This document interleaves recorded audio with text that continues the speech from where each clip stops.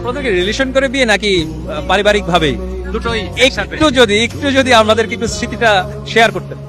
আসলে আমরা ফার্স্টে স্টুডেন্ট ছিলাম, মানে কলেজ থেকে আমাদের পছন্দ, তারপর বাসায় জানানো, খুব ঝামেলা হইছে, মানবে না, সেম এজ, এই সেই, তো খুব ঝামেলা করে ও অ্যাকচুয়ালি মানাইছে যে না আমি পারবো নিতে। বাসায় তো অ্যাকচুয়ালি আমাদের বাংলাদেশে তো এমনই হয় যে এস্টাবলিশ ছেলে ছাড়া দিবেই না বিয়ে।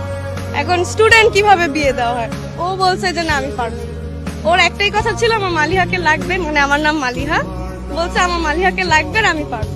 দেন আমার মা ওকে বিশ্বাস করে দিছে। কত বছর হলো এই সম্পর্কে?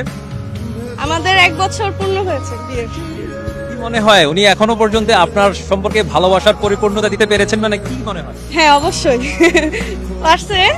স্টুডেন্ট হিসেবে ও না পারলেও তো বলবেন না ক্যামেরার সামনে, তাই না?